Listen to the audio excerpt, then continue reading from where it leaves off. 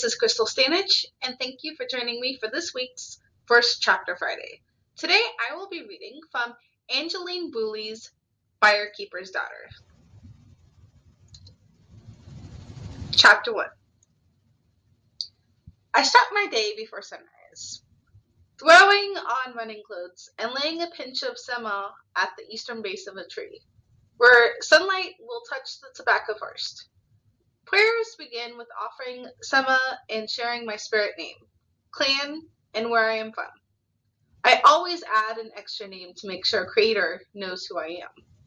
A name that connects me to my father, because I began as a secret and then a scandal. I give thanks to Creator and ask for Zungidewin because I'll need courage for what I have to do after my 5-mile run. I put it off for a week. The sky lightens as I stretch in the driveway. My brother complains about my lengthy warm-up routine whenever he runs with me. I keep telling Levi that my longer, bigger, and therefore vastly superior muscles require more intensive preparation for peak performance.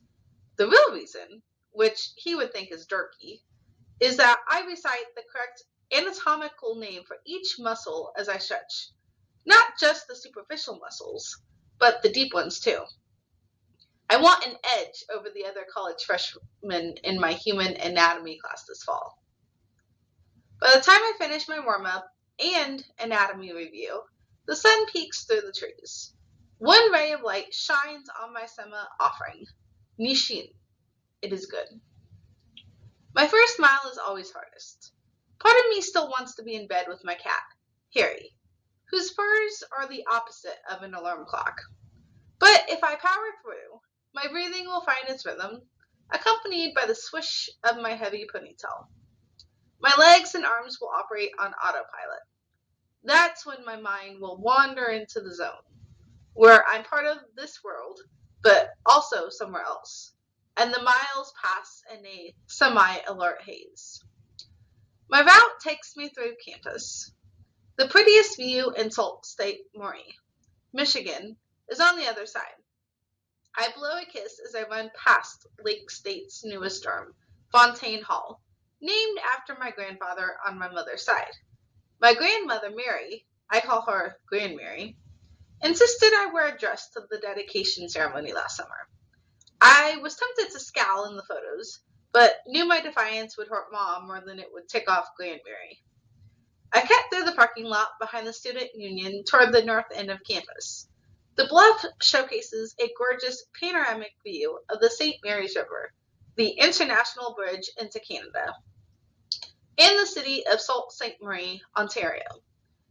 Nestled in the bend of the river east of town is my favorite place in the universe, Sugar Island. The rising sun hides behind a low, dark cloud. At the horizon beyond the island, I halt in panic. I halt in place, awestruck. Shafts of light fan out from the cloud, as if Sugar Island is the source of the sun's rays. A cool breeze ruffles my t-shirt, giving me goosebumps in mid-August. This baka menacing, I whisper in Anishinaabe. This is why I listen to fantasy books, not read them.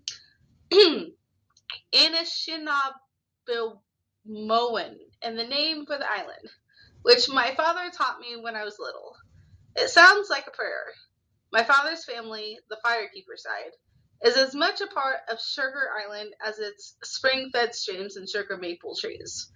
When the cloud moves on and the sun reclaims her rays, a gust of wind propels me forward, back to my run and back to the task ahead.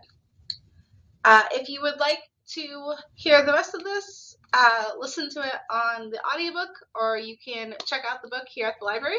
Join me here next week as I read from Sherry Thomas's The Burning Sky. Have a great week.